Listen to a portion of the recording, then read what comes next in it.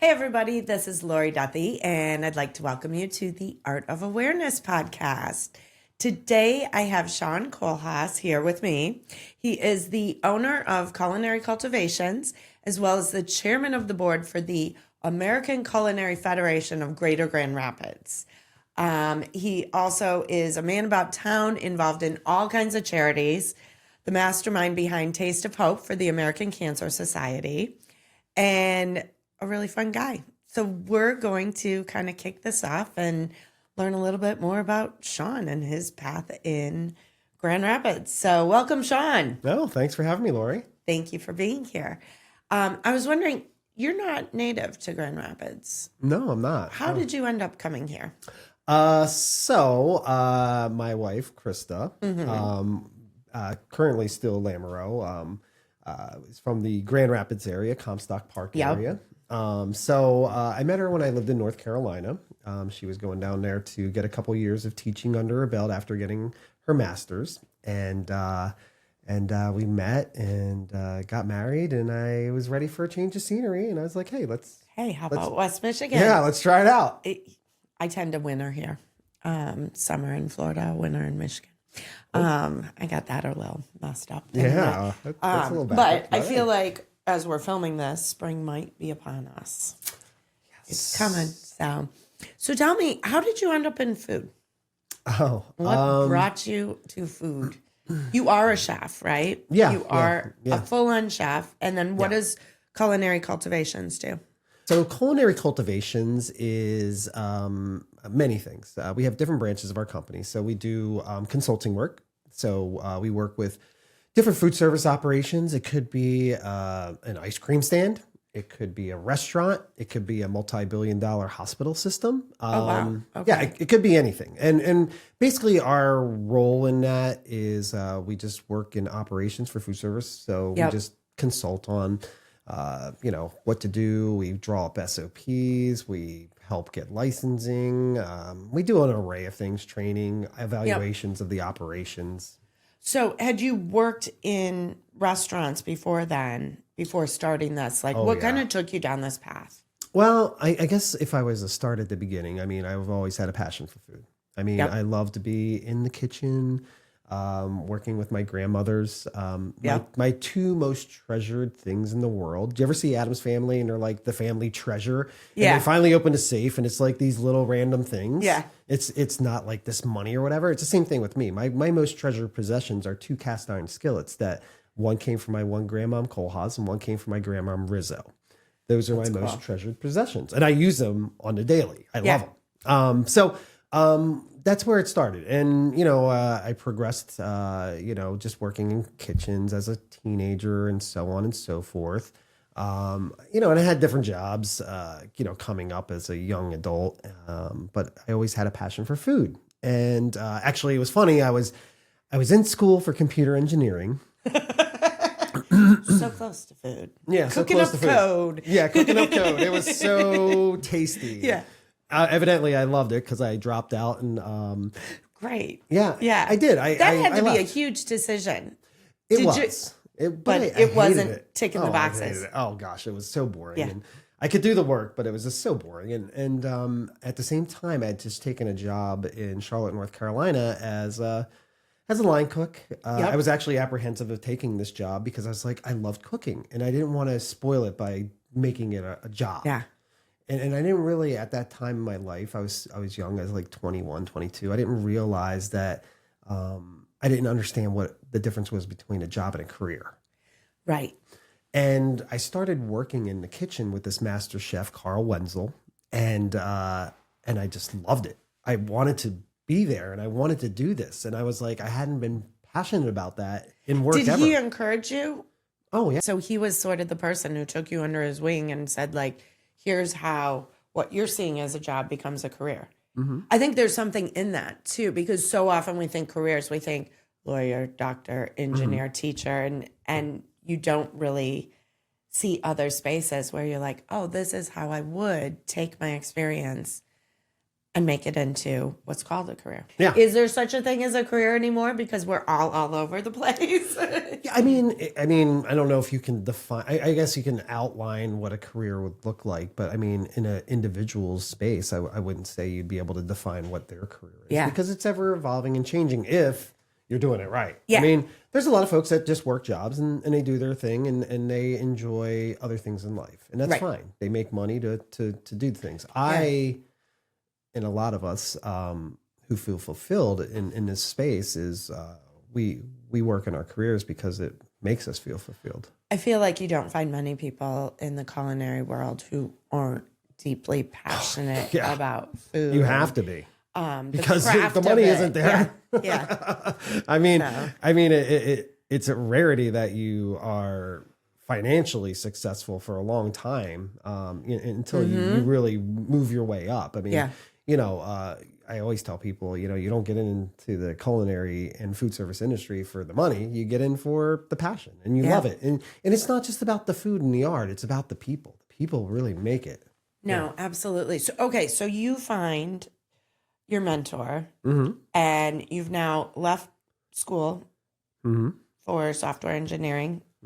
And then what's next? Do you have to go to school for culinary arts, or did you learn on the job? Was it a combo? Well, no, I never went to school for culinary. I'll tell you right now, I hated school so much. Yeah. School is just not my cup of tea. And a lot of us, a lot of us in these arts, trades even, culinary arts is a trade, where we work with our hands.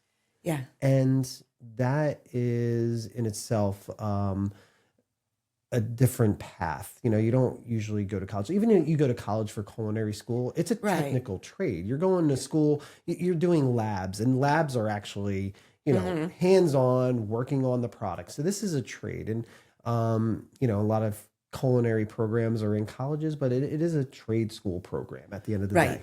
And that's to get you back out there doing. Yeah, doing work, with your hands. And, a lot of us feel fulfilled. I love working with my hands. Yeah. I love that. It makes me feel good. I love doing that. And of course, over time, I've morphed myself and my career to not be as much hands-on, which makes me sad, but I've actually evolved it. Now I am getting a little more hands-on. We'll talk a little bit about that later. But, the thing about it is the culinary arts really isn't about going to school. It's about learning, and how you learn is in different ways. Myself, I staged, I learned from different chefs. I worked at different places. I worked in different lines of business for food service. I was just a sponge, soaking it all up. And that's how I became who I am today. That's amazing. I really want to hear about the American Culinary Federation, because this was totally new to me when we first started talking. And I'm like, wait, there's like a federation that certifies chefs. Yeah. How does that work? And you are the chairman of the board. So you're like the examination boss of chefs. Is that fair to say? That's probably not fair to say, but I like that spin on it. It sounds You're nice. and you get to be a chef and you get to be a chef. No. How does the process work though, really? Well, at the end of the day, a chef isn't determined by a certification. It's determined by who you are, and what you can do and how you lead. Actually, chef is French for chief. Oh, I never knew that. Yeah. The word chef is used a little bit out of context nowadays. Everybody's called chef. Yeah, chef. In traditional brigade-style kitchens in France, chef is the head chef. Everybody else are cooks. Yep. So technically everybody that works in kitchens, they're all cooks, unless you are the chef or the sous chef, which sous means under. So sous chef is the chef under the chef. So you're like the vice chief. Yeah. But I never knew that. And I was going to ask you that because that's like one of those silly things. And as you know, my husband, Mark, owns a restaurant. So I'm always like a little bit embarrassed when people are like, oh, well, this is our sous chef. And I never knew what that meant because my French ain't that good. Yeah, I know how to speak French and food. Exactly. So, going back to the certification piece, certification isn't necessary. It's not going to teach you anything. It just shows your level of capabilities. So if you're a certified sous chef or certified culinarian, certified executive chef, or certified master chef, it says to the world that you have the knowledge level of this area. So how do you get certified? Like in my head, you are running like a food TV show where people come in and you're like, here is your basket of eggs and your cheddar cheese and your hot dogs. Now make a dish. And we shall say, you are a chef. I'm guessing that's not what happens. That sounds like a market basket for the executive chef for NASCAR. Like, oh my God, what is that show where they're just given the most random things? We watched it obsessively when I was pregnant with Stella. Like, so she should have a lot of cooking imbued in her. Yeah, Iron Chef and stuff like that. Iron Chef and all of that. Yeah. Okay, but what really happens to get certified? There's a big process. I mean, there's a lot of stages and steps. I mean, there's classes and things that you have to have. Like, but you can also certify out or qualify out from taking classes if you have so much knowledge or experience in certain areas. So there's all these kind of counts, and it is like a holistic process. Okay. Yeah, and there are certain things like you have to be food safety certified, food safety manager certified. You have to have certain time and CEUs for different things, and then. There's a written exam, and then there's the practical. Practical is the market basket. But in fairness, it's not like a mystery basket. Like, what you're getting. It's not like hot dogs and marshmallows put together to make like a breakfast dish. Oh no, you know what you're doing, and you're walking into like most chefs. If they're going into a practical examination, they practice the dishes that they are cooking for that examination numerous times before they go in. Over and over. Because it's all timed. I mean, there's so many categories. They look at sanitation, they look at timing, they look at presentation, organization. I mean, there's this whole array of things that they're evaluated on while they're going through this process to be able to get these certifications. That is cool. Yeah. And honestly, I'm not the best person to talk about certification because I don't really do that in our chapter. I have a certification chair that actually handles that piece of things. Yeah, competition chair. There's all sorts of chairs. My focus always has been with our chapter of this national organization is bringing value and networking to our community of chefs and food service professionals here in Grand Rapids and West Michigan. It's so much more friendly than being the judge of all chefs.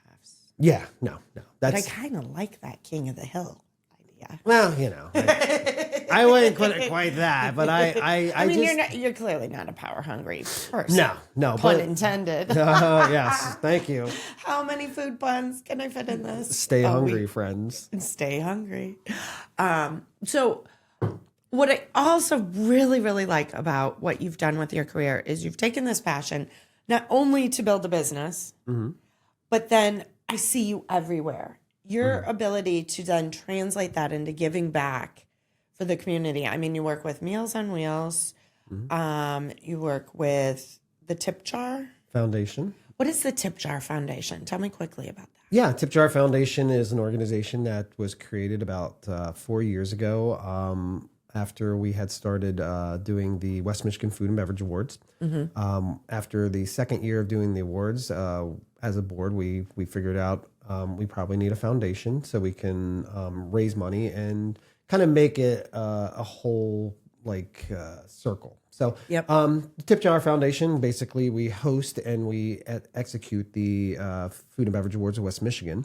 But we also are able to raise money for scholarships and entrepreneurs for food service people in our community. Which is great because it's that Kickstarter to turn a job into a career. Yeah. And it is that transition. And then one of my favorite events that you are the mastermind behind is Taste of Hope. Yes. So for those who don't know, Taste of Hope is held every year, and it benefits the American Cancer Society. And it's held right now, the past couple of years have been in Frederick Meyer Gardens, and it's chefs from all over West Michigan. And when you're a guest, you just get to try all this amazing food. and then everybody votes on it, and then you have a committee that chooses as well. I always say it's like the one fundraiser. You can show up, not know a soul, and you meet so many people because everyone's talking about the food. How did that come to be? Well, so we used to do an event like this in pre-pandemic for March of Dimes. So my good friend Ginger Feldman and I used to run this event with a great amount of people. Yep. And then the pandemic hit, West Michigan March of Dimes dissolved. And after the pandemic, I got with my good friend Ken, from Lake Michigan Insurance Agency. And Ken and I approached Ginger, who now worked for the American Cancer Society. And I said to Ginger, we need to start this back up again. So what we did was we approached ACS about it. ACS was a little leery, but they were like, we trust Ginger and we're going to try this out. And we did. And first year was a huge success, like one of the biggest successes for the American Cancer Society as a national organization. So we moved forward with it. We've evolved it.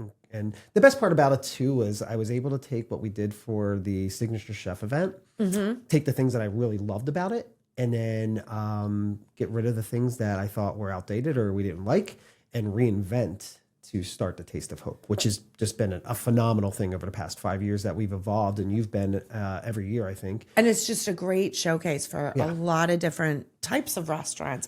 Everything from Gun Lake Casino, which is amazing and huge, all the way down to family restaurants, Adobo Boy. And I just love the diversity in the food all in one space, and people are talking about it while raising money. It is. And I love that. Against cancer. Against cancer, of course. Yes. I'm not pro-cancer, just so you know, in case you were worried. Yes, I'm anti-cancer. I think a lot of us are. Yeah, I try to screen our guests to get people who are only anti-cancer. Yeah, so you made the cut. Yeah, thanks. Yeah. But I'm glad you brought that up because it's not just restaurants too. It's Trinity Health, Corewell Health, senior living. I bring chefs not only diversity in who they are, but from the different cooking areas, like lines of business that they come from. So it's not just restaurants. There's some caterers. There's all sorts of different chefs from different walks. So, which also speaks to like your discussion earlier, saying like you can be a part of culinary arts in so many different spaces and ways. Like it's not just limited to I am the head chef at a 5-star restaurant. Right. Yeah. I mean, there's so much out there. I mean, and it's not even just being in a regular kitchen cooking food. There's R&D work. There's all sorts of stuff as a chef that you can do. So, people think of chef and they think of working in a restaurant. And I'm like, that's a big segment. Yes. But there's chefs that work in hospitals, senior living, schools. The list is, and that's just working directly in kitchens. Yeah. Then you have ancillary. I mean, you could be working for a food broker, a distributor, manufacturer, grower, producer. The limits are not there. You can just plow them down because it is such a wide variety of options in that field. I wanted to ask you too, because American Cancer Society, ACS for short, is a huge organization. Yeah. And I think a lot of us feel like, wow, it's so big. Like, how does it touch West Michigan? How does it touch local communities? Because it is so big. It's not just West Michigan, wherever you live. I was wondering if you could speak to a little bit about that and like what the money we raise here in Grand Rapids, how does that then feed into local support? One of the biggest things is the Van Andel Institute. I mean, right here in our Grand Rapids community, we have one of the most cutting edge research facilities to battle cancer. I mean, I like to say our Taste of Hope donates a little bit of money towards what the national ACS actually gives to Van Andel Institute to go to fight cancer. I mean, it's amazing. And then also here in our local community, I mean, American Cancer Society here is supporting local folks that are dealing with this challenge. They have a number you can call, and I like to give little tasks for Christy, my producer, because she won't come in front of the camera. So I'm like, hey, Christy, Can you make sure we get the number for ACS? Because I do know you can call the number and say to them, I have cancer, or a family member is going through cancer.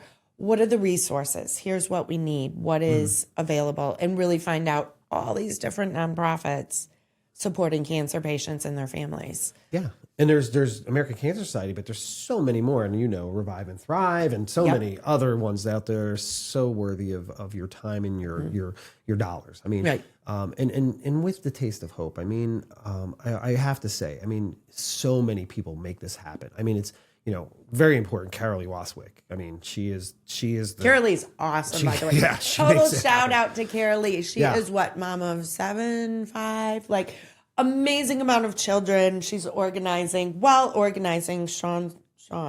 Yeah. Which is like having 5 kids in and of itself. I'm a child myself, so. Yeah. But Carolee does a great job. Her and her magic wand. I mean, I don't even know how she does everything she does. And then, everybody else that's involved. I mean, the volunteers, the sponsors, Frederick Meyer Gardens, and of course the chef competitors. I mean, it's an amazing event. I mean, the event itself sold out for years to sponsorship. Like you couldn't buy a single ticket. Because it was just sponsored. Because the sponsors would buy it out. It's just such a high demand. And then actually last year, I got with Carolee and I said we've got to make this available to the public. We got to get single ticket sales. So we actually have set aside single ticket sales so people can actually buy tickets to go to the event because it was sold out to sponsors. And I didn't want that. I wanted the community to be able to be a part of that. Yeah, but it is one of the events in town. You are encouraged to wear tennis shoes. Yeah. Here's my tennis shoes. Yeah. I wore fun ones today for you, Shawn. I like those. Those are great. Yes. I love shoes. We'll talk about that later, but that's a whole problem. I know. I love your shopping problem because my husband does not have a shopping problem. And I've been asking Shawn to be Mark's stylist for about 3, 4, 5 years now. And no, you said it's not a project you can take on. I've got a lot on my plate. That's a big, that's a heavy lift there. I've known that boy since I was 16, and nope, it's always been the same. So Mark's great though. I know he has other strengths. Yes. It's a bit like cooking is not my strength. Yeah. Like Chef Mandy has told me I am not allowed to work in her kitchen. I can drive meals around, which I really do like, and it's really fun to bring all the meals to people, but I don't have the knife skills to be in her kitchen. Aww. So I know. She's great. I'm challenged in that way. I love Chef Mandy. Yeah, she's so creative with what she pulls together. And we might see her at the Taste of Hope this year. I think we might. Yeah. I'm sure at some space and place you will find Chef Mandy. Oh, yeah. So, Shawn, given that this is called the Art of Awareness, one thing I like to ask our guests is, what are you currently aware of or becoming more aware of? Like, what's popping up on your radar in terms of I am increasingly aware of? I think just personal wellness. And not just my personal wellness, but everyone's. I mean, making sure that everybody is mindful of each other, understanding that we all are individuals. We all have our own individual needs, and recognizing that every person is equally important and their time is important equally. So, and then when you can realize that, you also need to realize that before you can be the best person to everyone else, you have to be the best person to yourself. You have to love yourself. And you have to love who you are. I think like about 9 months ago, probably a little longer than that, and this has been a thing for a long time, is I wasn't happy with myself. Physically, mentally, spiritually. So 9 months ago, I decided that that's going to stop. I needed to make a change. So I did. I made a lot of changes. Was it blanket change or was it sort of gradual? Did you I'm kind of a head first kind of person. Yeah. I am like all in. Yeah. So what were the changes? Talk to me about that. Yeah. So because you just named a ton of things where you were all of a sudden reassessing. Like Well, yeah, and then I think the big thing is I've always tried to do it in segments. Like I'm like, okay, I'm going to focus on losing weight. I'm going to focus on trying to exercise, and all these things were separate. And I'm like, or I'm going to try to focus on my wellness and my mental wellness, or figure out how I feel spiritually. And I said, you know what? It has to be a journey that is as you said that it. it all goes together, though, doesn't it? Yeah, it does. You have to. I mean, it's like if you want to lose weight, you're exercising. If you want to feel better, getting out there and taking a walk, which I always feel like is the hardest thing when you are stuck in that deep place, to be like, I know if I get out there. Yeah. So what has kind of been your new routine? I mean, you have lost tremendous amounts of weight. Oh, yeah. It was a few months ago. You walked in a room and I was like, Mark, who is that? And he's like, that's Shawn. And I'm like, oh. Yeah. I mean, how much weight have you lost? So far, I think 115 pounds, something like that. Congratulations. Thanks. Yeah, it's been a big journey. I mean, but it's not about just losing weight. It's about being healthy. And being healthy in a whole round aspect. Mind, body, spirit. Yeah. So one of the first things I did was I was like, okay, I need to start losing weight. It's hard. I'm a chef. I actually get paid to eat. Right. I tell people, I actually go into restaurants and resorts and eat food and evaluate it. So it's a hard job to lose weight when we're paid to actually keep working. Keep working. So you just have to be very mindful about what you're doing. I went to my doctor. I think it was probably a little over 2 years ago. I went in and I started taking the Wegovy or whatever it is. 3 months in, I felt ill. It was horrible.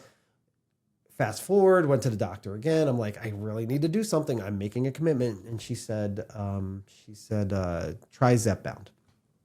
She's like, my patients have been having a great success with it without side effects. I said, okay. Tried it. I've been on it for over 9 months. It's been very effective. The thing about it is I don't feel hungry. And a big part of that is also not feeling hungry. I'm not losing weight, or I'm losing weight. I'm sorry. But I'm not feeling that overpowering hunger brain. Yeah. Where all you can think about is food. Yep. Which distracts you from being able to be efficient and effective. Mm-hmm. You're like, all you can think about is eating food. That just completely derails you from accomplishing goals. Right. So that really helped a lot. So that I walk my dog every day, usually at least 2 to 3 or 4 miles. Go to the gym a few times a week. I go to yoga at least 3 or 4 times a week. What else did I do? I cut alcohol out of my diet. Huge. And it's not just about the calories. People are like, oh, the calories. And I'm like, well, it is. But I drank vodka sodas mostly and seltzers, which really didn't have a lot of calories. I mean, really, it's about gaining your mental stability 100% back, and you're so clear. Alcohol sends you on that death spiral of okay, I feel good. Now the depressing part is kicking in, and then you're like, oh, I need more to feel good, and you're just on that roller coaster of emotions. It is, and it's not even you have to drink a lot. You're gonna have 2 drinks or something like that, and the next day you just feel a little off. Mm-hmm. I don't have that anymore.